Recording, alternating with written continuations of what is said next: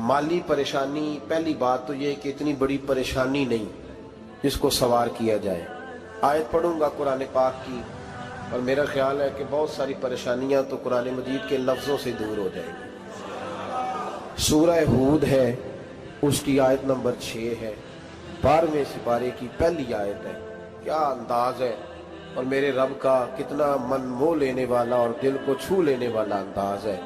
रब करीम ने फरमाया वमा मिन दाब्बतिन फिल अर्द, फरमाया नहीं ज़मीन पर कोई भी ऐसा चलने वाला, ज़मीन पर कोई ऐसा नहीं जो चलता हो, इल्ला अलल्लाहि रिज़्कुहा, जिसका रिज़्क अल्लाह ने अपने ज़िम्मे न लिया हो। ज़मीन पे कोई चलने वाला ऐसा नहीं जिसके रिज़्क की जिम्मेदारी रब करीम की ना हो। ये जिम्मेदारी रिज़्क किसकी है? बोल के बताएं, बोल के किसकी जिम्मेदारी है जी? अल्लाह। देखें, गौर फरमाएं, यहाँ मुफस्सिरीन ने एक बात लिखी है इस आयत के तहत कि फरमाया जो ज़मीन पे चलने वाला है उसका रिज़्क अल्लाह के ज़िम्मे है। फरमाते हैं कि ये अल्लाह ने हमारी अकल के मुताबिक हमसे बात की, वरना आसमानों में जितनी मखलूक है रिज़्क उसका भी अल्लाह के ज़िम्मे ही है। यहाँ जो फिल अर्द के लफ्ज़ है ज़मीन पे, वो हमें समझाने के लिए कि तुमने तो सिर्फ ये दुनिया देखी है ना, तो जिसको तुमने देखा है वो सब खाते अल्लाह का दिया हुआ ही है। तो जो हमने देखा था रब करीम ने उसके मुताबिक हमें समझा दिया। फरमाया कुछ तो तुमने देखे ही नहीं, चलो उनकी तुमसे बात नहीं करते, पर जो तुमने देखे हैं उन सब का रिज़्क किसके ज़िम्मे है? अल्लाह के। मेरे रसूल करीम सैयद आलम सल्लल्लाहु ताला अलैहि वसल्लम कुरान मजीद की जब तर्जुमानी करते, वजाहत करते, तो महबूब पाक सल्लल्लाहु अलैहि वसल्लम भी कोई इश्काल रहने नहीं देते थे, कोई इश्काल नहीं रहने देते थे। मेरे महबूब करीम अलैहिस्सलातु सलाम ने फरमाया अल्लाह पे भरोसा रख के सवेरे निकल जाना रिज़्क की तलाश में। किस पे भरोसा रखना है? निकलना तुम्हारे जिम्मे है। ये ना कहना कि घर बैठूंगा तो यही आएगा, निकलना तुम्हारी जिम्मेदारी है। जितनी जिम्मेदारी है वो पूरी करना। अल्लाह पे भरोसा करके निकल जाना तुम्हारी जिम्मेदारी है। रब का जिम्मा है तुम्हें रिज़्क देना, वो जरूर तुम्हें रिज़्क पहुंचाएगा। या रसूल अल्लाह सल्लल्लाहु अलैहि वसल्लम किस तरह पहुंचेगा? तो जरा हुजूर के लफ्जों का हुस्न भी देखिए। नबी पाक सल्लल्लाहु अलैहि वसल्लम ने फरमाया जिस तरह मौत तुम्हें ढूंढ लेती है ना कि तुम कहां मौजूद हो, जब वक्त आता है तो इंसान पाकिस्तान में हो तब भी आ जाता है, जद्दा में हो तब भी आ जाता है, मक्का में हो या मदीना तैयबा में वक्त फिर भी आ जाता है। फरमाया जिस तरह मौत तुम जहां भी हो तुम तक पहुंच जाती है ना, इस तरह तुम्हारा रिज़्क भी तुम जहां मौजूद होते हो अल्लाह वहां पहुंचा देता है, पहुंचा देता है। तो या रसूल अल्लाह सल्लल्लाहु अलैहि वसल्लम किस अंदाज में? तो फरमाया निकल जाना तुम्हारी जिम्मेदारी है। फरमाया सवेरे परिंदे भी निकल जाते हैं और शाम को जब लौटते हैं तो अल्लाह उन्हें पेट भर के रोजी अता फरमाता है। हालांकि उनको नहीं पता होता हमारा कारखाना कहाँ है, हमने कहाँ जाके मजदूरी करनी है। उनको नहीं पता होता कि हमारा दफ्तर कहाँ है, हमने किस ऑफिस में बैठना है। उनको नहीं पता होता कि हमने कहाँ जाके माल खरीदना है और कहाँ से हमने फिर उसको दोबारा बेचना है। उन्हें खबर नहीं होती। अल्लाह पे भरोसा करके निकल जाते हैं। निकलना तो तेरे जिम्मे है कि नहीं? फरमाया वो तू ड्यूटी कर, शाम को अल्लाह जो रब परिंदों को रोजी देता है वो तुझे भी अता फरमाएगा। मैं कहता हूँ सोच कितनी कमजोर है उस आदमी की जो कहता है कैसे मिलेगा। कितनी कमजोर सोच है। जो रब बैल को रोजी देता है, बकरी को रोजी देता है, इस जमीन इस धरती पे अगर बसने वाला ऊंट भूखा नहीं सोता, चले ये तो पालतू जानवर होते हैं, इस धरती पर बसने वाली अगर बिल्ली और कुत्ता रोटी खा के सोते हैं तो तू तो अशरफुल मखलूकात है। तूने अपने ज़हन में क्या टेंशन पाल लिया है कि नहीं आएगा तो मर जाऊंगा, क्या बनेगा, किस तरह होगा? तू क्यों इतना परेशान हो गया? भाई माली परेशानी सबसे ज्यादा उस बंदे ने ओढ़ ली है जिसकी तवक्कुल की बात कमजोर हो गई है। तू सीधी तवज्जो अपने रब करीम की जानिब रख, सीधी तवज्जो अल्लाह की जानिब कर। रब फरमाते हैं जिम्मा तेरा नहीं, जिम्मा मेरा। लेकिन तनख्वाह एक आती है घर में। जब एक बच्चा होता है तो तब भी काम चलता है। जब अल्लाह 2 बच्चे दे दे फिर भी उस तनख्वाह से काम चलता है। जब 3 हो जाए फिर भी चलता है। जब 4 हो जाए, नहीं आप ना भी बोले तो बात तो सही है, बहरहाल काम फिर भी چلے اسی تنخواہ میں سے جب بندہ بڑے بیٹے کی شادی کر کے بہو بیاہ کے لے آئے تو پھر بھی کام چلتا ہے، اور جب اس بیٹے کو اللہ بچے عطا کر دے تو اسی گھر میں، اسی آنگن میں، اسی چھت کے نیچے کام چلتا ہے۔ تو پھر تو مان جانا کہ چلانے والا تو نہیں، چلانے والا کوئی اور ہے۔ پھر تو مان جا کے چلانے والا کوئی تو اس وقت جب تنخواہ تیری لگی تھی تو کہتا تھا ابا ابھی میری شادی نہ کر، میں بیوی کو کیسے کھلاؤں گا؟ تو وہی شخص ہے جس کی چھت کے نیچے پھر 1.5 درجن پوتے بھی پل رہے اور گزارا ان کا بھی ہو رہا ہے۔ تو رزق کا ذمہ کس کا ہے؟ اللہ کا، اللہ کا ذمہ۔ اب ہمیں پتہ ہے پہلی بات تو پریشانی اس لیے اتار دینی چاہیے کہ ذمہ ہمارا ہے ہی نہیں۔ اب دوسری بات یہ کہ ذمہ داری کس کی ہے؟ اللہ حکیم بھی ہے اور علیم بھی ہے، حکیم بھی ہے اور جانتا بھی ہے اور اسے پتہ بھی ہے کہ دینا کس طرح ہے۔ اب ہم پتہ کیا کہتے ہیں؟ کہتے ہیں وہ جو بندہ پجاروں میں بیٹھا ہے وہاں اسے نہیں بیٹھنا چاہیے تھا، تو میرا حق تھا۔ تجھے زیادہ پتہ ہے کہ اللہ کو؟ بول کے بتانا کس کو پتہ زیادہ ہے؟ کیوں جی؟ تو آپ اصل ٹینشن پتہ کب لگتی ہے؟ جب بندے کہتے ہیں نہیں وہ پجاروں میری تھی، میرا حق تھا۔ وہ جب گزرتی ہے نا پاس سے مہران کے تو مہران والا ٹینشن بڑی لیتا ہے، حالانکہ اللہ کو زیادہ پتہ ہے کہ وہ حق۔ ایک بات اپنے ذہن میں یاد رکھ لیں، رٹ لیں کہ جو میرے لیے بہتر تھا میرے رب نے مجھے دے دیا، تو بات ختم ہو گئی۔ بس وصل اچھا ہے نا فراق اچھا ہے، یار جس حال میں رکھے وہی حال اچھا ہے۔ بس جو میرے حق میں بہتر تھا میرے رب نے مجھے، مسئلہ یہ ہے کہ تو اس پہ راضی ہونے کو تیار نہیں۔ حضرت علی کرم اللہ تعالیٰ وجہ الکریم نے میرے نبی پاک کی ایک حدیث بیان کی ہے، اور جناب علی جب یہ حدیث بیان کیا کرتے تھے تو حضرت مجاہد فرماتے ہیں یوں لگتا تھا کہ جیسے حضرت علی ہمیں ہر پریشانی سے نکال رہے ہیں۔ مولا علی شیر خدا رضی اللہ تعالیٰ عنہ فرماتے ہیں کہ مجھے میرے نبی پاک صلی اللہ علیہ وسلم نے ایک طریقہ دیا تھا ٹینشن فری ہونے کا۔ آپ فرماتے ہیں مجھے تو بڑا راس آیا ہے، تم بھی اگر کر لو گے تو تمہیں بھی فائدہ دے گا۔ کہا وہ کیا؟ حضرت علی کہنے لگے محبوب علیہ السلام نے فرمایا تھا لوگوں تم اللہ کے دیے ہوئے تھوڑے رزق پہ راضی ہو جاؤ، وہ تمہاری تھوڑی عبادت سے تم سے راضی ہو جایا کرو گے۔ بس تم 2 نفل بھی پڑھو گے تو اللہ راضی ہو جائے گا، تم 1 رکوع بھی سویرے اٹھ کے پڑھو گے تو وہ راضی ہو جائے گا، وہ تمہارے 313 درود شریف سے راضی ہو جائے گا، تم اس کے دیے ہوئے تھوڑے رزق سے راضی ہو جاؤ۔ ٹینشن اس لیے ہوتی ہے کہ ہم راضی نہیں جو اس نے ہمیں دیا ہے۔ وہ حل میں مزید کی جو دوڑ ہے نا، حل میں مزید کی، بے قدرہ کچھ قدر نہ جاتی، کیتی خوب تسلی ہو، دنیا دار پجاری زردے، کتیاں دے گل ٹلی ہو، بک بک روشن اکھیاں تکیو ویک حویلی کلی ہو، تے کوچ نصیر اساں جد کیتی پہ جانی تھر تھلی ہو۔ تو یاد رکھیں یہ جو ہے نا مصیبت کے مال آ کیوں نہیں رہا، وہ سامنے والا پلاٹ میرے گھر کے سامنے ہے گھر کے سامنے، پر رجسٹری میرے نام کیوں نہیں؟ یہ مصیبت سانس نہیں لینے دیتی۔ موٹر سائیکل کھڑی کرتا ہے نا جب آ کے دکان سے روٹی کھانے آتا ہے، دفتر سے گھر آتا ہے، کاروبار سے آتا ہے، تو جہاں موٹر سائیکل کھڑی کرتا ہے وہ ٹینشن بڑی ہے کہ کبھی میری ہو جائے نا یہ والی جگہ تو میں یہاں بھی بورڈ لگاؤں اپنے نام۔ اس نے مالی پریشانی پیدا کی۔ تو جس حال میں ہے، کیونکہ تو نے اپنا یہ حال خود نہیں بنایا، جس نے بنایا ہے وہ بڑا بہتر جانتا تھا کہ تو اسی حال میں اسے اچھا لگتا ہے۔ تو اسے اسی حال میں، ایک بزرگ تھے تو ان کی طبیعت بڑی علیل ہو گئی، بیمار ہو گئے، تو اللہ نے آزمائش دی تو کیڑے پڑ گئے وجود میں۔ ایک کیڑا یہاں سے کھا رہا تھا، اللہ والے بڑے راضی رہتے ہیں اس کی رضا پہ، تو کیڑا یہاں کھا رہا تھا تو نیچے گر گیا، تو بابا جی نے اٹھا کے پھر وہاں رکھ لیا، کہنے لگے جب اس نے تیری ڈیوٹی مجھے کھانے کی لگائی ہے تو میں اس بات پہ راضی ہوں تو نیچے کیوں گرتا ہے؟ بس ٹھیک ہے کھا، جب اس نے تجھے ڈیوٹی جو تیری لگائی۔ سالبہ بن عبد الرحمن ایک صحابی تھے، سالبہ غالباً نبی پاک صلی اللہ علیہ وسلم کی خدمت میں آئے، کہنے لگے یا رسول اللہ صلی اللہ علیہ وسلم غربت بڑی ہے، میرے لیے دعا کریں اللہ زیادہ مال دے۔ تو محبوب صلی اللہ علیہ وسلم نے فرمایا تو جس حال میں اچھا ہے وہ تیرے لیے بہتر ہے، جس میں تو ہے وہی حال تیرے لیے مشکل ہے نا یہ جواب سننا۔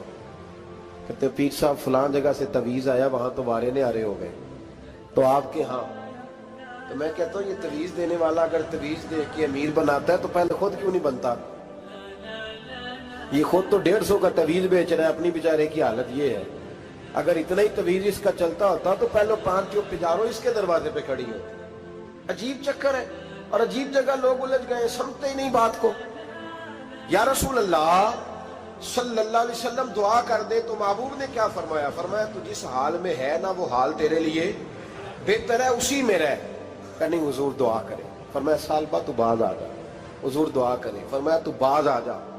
2-3 دفعہ کا ضد کی. محبوب نے فرمایا جا پھر اللہ تجھے زیادہ پیسے دے گا. چند بکریاں خریدی، اتنی برکت ہوئی کہ بکریوں کے ریوڑ بن گئے. پھر کچھ بکریاں بیچ کے گائے خرید لی، ان کے بھی ریوڑ ہو گئے. پھر کچھ اونٹنیاں لے لی، ریوڑ ہی ریوڑ. پہلے 5 وقت مسجد میں آتے تھے، اب فجر اور عشاء رہ گئی. پھر مال زیادہ ہوا تو مدینے شہر میں کوئی جگہ ہی نہیں، مدینے سے باہر حویلی خریدی. پھر جمعہ ہی رہ گیا. جمعے کے جمعے آتے. زکوٰۃ کا حکم آیا. میرے نبی کریم علیہ السلام نے حضرت ابو ہریرہ کو بھیجا. فرمایا جا اسے کہہ تیری زکوٰۃ بنتی ہے 2.5%. 10 کروڑ روپیہ ہو تو کتنی زکوٰۃ بنتی؟ بھئی 1 کروڑ کی 2.5 لاکھ ہوئی نا، تو 10 کروڑ کی کتنی ہوئی؟ تو بڑی مصیبت ہے جب بینک سے میسج آتا ہے نا کہ 25 لاکھ نکل گیا تیرے اکاؤنٹ سے. بہت بڑی مصیبت، بڑی ٹینشن ہوتی ہے. ایک صاحب میرے پاس آئے، ان کی زمین اچانک مہنگی ہو گئی. اچانک پہلے کچھ 15-16 لاکھ کی ایکڑ زمین تھی، پھر وہ کروڑ کی ہو گئی. تو میرے پاس آئے، کہنے لگے وہ 10 کروڑ روپے بنتے ہیں تو زکوٰۃ. تو میں نے کہا آپ نے کیا کیا؟ زری زمین پہ عشر آتا ہے، اس پہ زکوٰۃ نہیں آتی، تو آپ نے کیا کیا؟ کہنے لگے وہ کچھ سوسائٹی کے رول کے مطابق میں نے فائلیں وغیرہ لے لی ہیں، اب میں نا کبھی موقع آئے گا تو ان کو بیچوں گا. تو میں نے کہا اب تو آپ کا یہ مال ہو گیا بزنس کا، تو اب تو اس پہ زکوٰۃ آئے گی. 10 کروڑ پہ جب 25 لاکھ سنا تو کہنے لگے فوراً دینی پڑتی ہے کہ تھوڑی تھوڑی سے بھی کام چل جاتا ہے. تو میں ان کا چہرہ دیکھنے لگا. میں نے کہا نہیں وہ تو آپ کو پتا ہے. ویسے حضرت عمر فرمایا کرتے تھے بانٹ کے نہ دو، کوشش کرو کسی ایک کوئی دو، چلو کسی کا تو کچھ بن جائے. تو ایک کوئی دینی چاہیے. کہنے لگے تو مطلب یہ ایسا ہی حکم ہے؟ میں نے کہا آپ کسی اور سے تحقیق کر لیں. اب یہ بھائی لیتے وقت نہیں تجھے ٹینشن ہوئی کہ 15 لاکھ کا کروڑ ہو گیا تو اس وقت نہیں تو نے کہا کہ یا اللہ تو یہ کیسی سوچ ہے مسلمان؟ کس طرح کا اس کا؟ ہمارے ہاں جب کسی آدمی پہ حالات خراب ہوتے ہیں نا تو سب سے پہلے وہ اس طرح کرتا ہے کہ جو میں کہیں اللہ کے رستے میں دیتا ہوں پہلے اسے بند کروں. جس رستے تجھے آ رہا تھا پہلے تو نے وہ رستہ بلاک کیا. حضرت اسماء بنت ابی بکر صدیق کہتی ہیں میں حضور کو مسجد کے لیے، ادارے کے لیے، صحابہ صفا کے لیے کچھ دے رہی تھی تو میں نے گننا شروع کیا تو حضور مسکرانے لگے. حضور مسکراتے کیوں ہیں؟ تو فرمانے لگی، محبوب فرمانے لگے اسماء اللہ کے رستے میں گن گن کے نہ دیا کر، ورنہ وہ بھی تجھے گن گن کے دے گا. تو اس کے رستے میں بے حساب دے، وہ بھی تجھے بے حساب ہی عطا فرمائے گا. لیکن پہلے یہ والا پہلے دروازہ بند کرو، یہاں سے پیسے ختم ہو رہے ہیں. تو اس طرح کرنا بھائی. اس دفعہ سور ذرا گرمیوں والے نہ خرید، لیکن جو تو اللہ کے رستے میں دے رہا ہے اسے دیتا رہے. لیکن ہم اپنا نقصان کرتے، زیادتی کرتے اپنے ساتھ. میں نے آپ کو پہلے بھی بتایا تھا پیار کی بولی ہے، پھر بولتا ہوں. ایک بڑے بڑے پیار والے دوست ہیں، ایک دفعہ مجھے کہنے لگے کہ آپ کئی دفعہ اعلان کرتے ہیں تو مجھے اچھا نہیں لگتا، اور آپ ادارہ بھی بہت زیادہ بننے والا ہے، بڑی چیزیں میں دیکھتا ہوں جو ہوں تو بڑا نظام اچھا ہو جائے. آپ دعا کریں اللہ مجھے پیسے دے تو میں بڑے سارے خرچ کروں گا اس کے رستے میں. تو میں نے کہا یا اللہ اسے 10 کروڑ دے، یہ 9.5 کروڑ تیرے رستے میں دے دے گا. تو چپ کر گیا، جس طرح آپ نہیں کر گئے سارے، چپ کر گیا وہ بھی. اس نے کہا جی نہیں جی انشاءاللہ کریں گے. تو میں کیا بھلے آجے تے دعا پہ ہوں دیا، ابھی تو وہ آئیں گے تو تب دیکھی جائے گی. تو یہیں اڑ گیا ہے. یعنی 9.5 کروڑ اللہ کے رستے میں خرچ کرنے کی دعا پہ بھی آمین کوئی نہیں کہتا کہ چلو آمین ہی کہہ دیں. تو میں کہا تینوں تے 50 لاکھ بچتا سی پیا، لیکن تو اس سودے پہ تیار ہے. جب یہ سوچ ہوتی ہے، یہ غلط سوچ ہے. یہ بات تو اگر تم مسکرانے والی، لیکن یہ سوچ صحیح نہیں. حضرت عثمان غنی رضی اللہ تعالیٰ عنہ کہتے ہیں جس وقت نبی پاک صلی اللہ علیہ وسلم نے اعلان کیا نا جنگ کے موقع پر کہ 800 سپاہیوں کا خرچہ چاہیے، کہتے ہیں میرے پاس 600 کا تھا. یہاں ایک روایت میں حضور نے 1000 کا اعلان کیا تو میرے پاس 800 کا تھا. جب 2-3 دفعہ نبی پاک نے اعلان کیا تو کہتے ہیں میں نے کھڑے ہو کے کہا یا رسول اللہ پورا 800 کی طرف سے.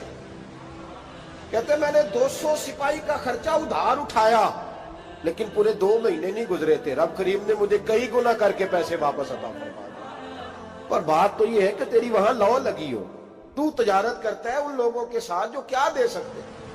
تو سالبہ کے پاس حضور نے پیغام بھیجا، پہلے تو کہا تیرے لیے بہتر نہیں مال، جب اصرار کیا تو بڑی برکت ہو گئی، بڑا آیا تو فرمایا زکوٰۃ دے، 2.5% زکوٰۃ ہے۔ اب جب سوچا کہ 5 اونٹوں پہ ایک بکری جائے گی اور بڑا سارا مجھے دینا پڑے گا، اب جب غور کیا تو یہ تو نہ کہا کہ میں نہیں دیتا۔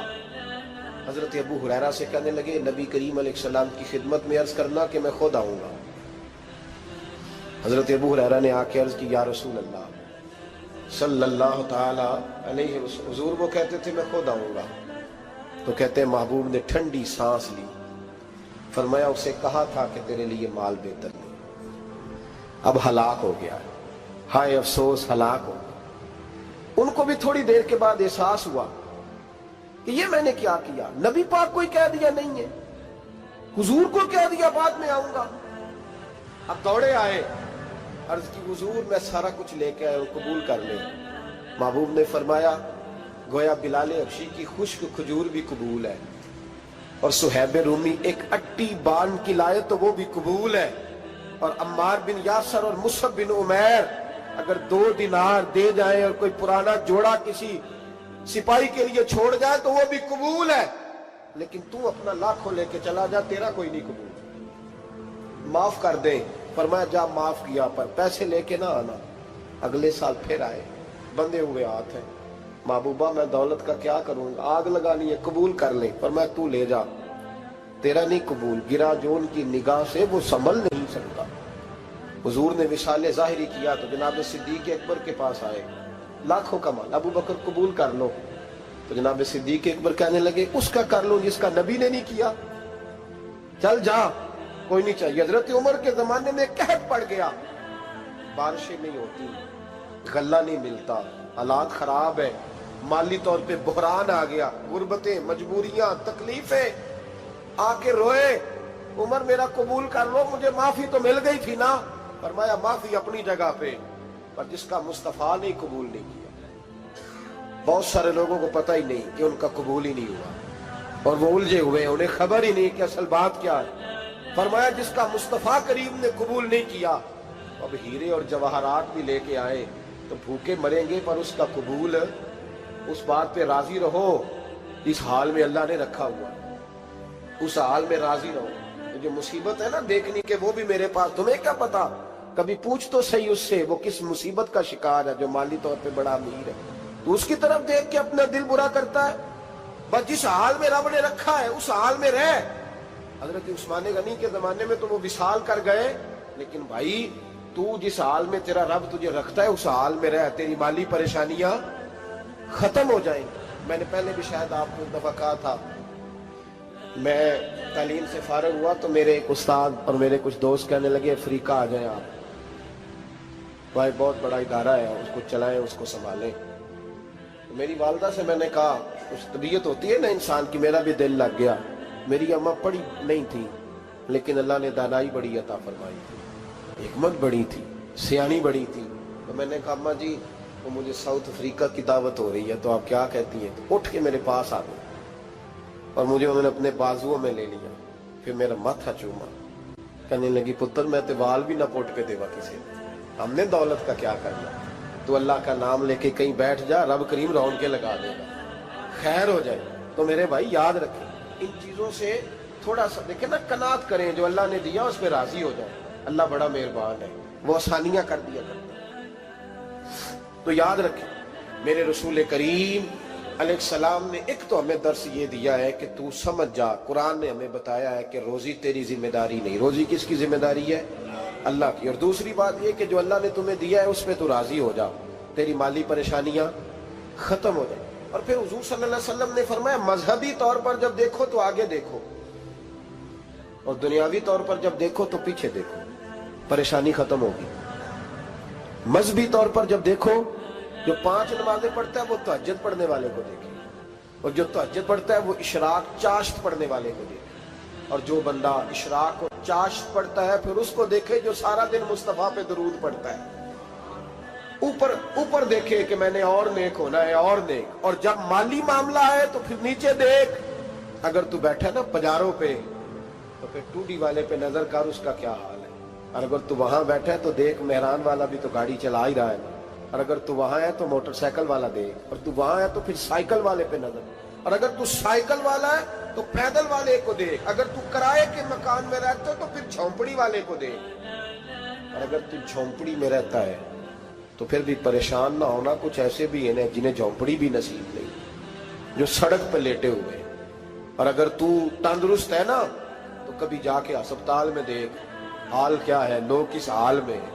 तो हम शुक्र नहीं अदा करते, उसका नुकसान क्या होता है, नेमतें चली जाती हैं। अल्लाह फरमाते लाइन शकर तुम लाज़ीदन्नकुम, तो शुक्र अदा कर, मैं नेमतों में इजाफा कर दूंगा। तो भाई माली परेशानी का तीसरा सबब यह है कि हम देखते हैं माली तौर पर ऊपर, तो फिर हमें तबीयत बिगड़ती है।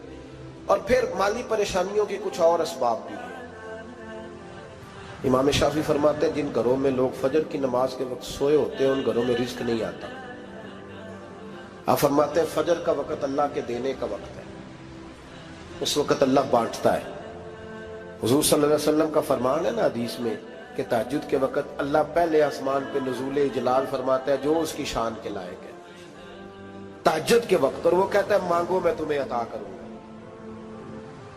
लेने की बारी आए तो बंदा समेट समाट के अंदर घुस जाए। हमारे यहाँ ये होता है कि इशा के बाद बच्चे बैठते हैं मोबाइल लेके, तहज्जुद का वक्त आता है तो उनकी आंखें बंद होनी शुरू होती, तो लेने के वक्त तो तू सोया था, तेरा मसला कैसे हल होगा भाई। जब कोई आदमी खैरात बांट रहा हो तो जो प्याला पीछे कर ले उसे मिलेगा। कहते उस वक्त आना जब मैं बांट रहा था, अब तो किधर आ गया है। मिसाल दे रहा हूं, तो फजर का वक्त मांगने का है, तो सारी रात तो गुजर गई गेमें खेलते टीवी देखते, और जो लेने का वक्त था तू सो गया, तो कैसे आएगा तेरे पास। तो उठे सवेरे बंदों से मांग के देख लिया, बड़ी इज्जतें खराब हुई। फजर का वक्त उठ के झोली फैलाए। मेरे रसूल पाक अलैहिस्सलाम फरमाते हैं, रब फरमाते हैं जब बंदे मेरे आगे झोली फैलाते हैं मुझे शर्म आती है, कैसे खाली वापस कर दूं। तो उसके सामने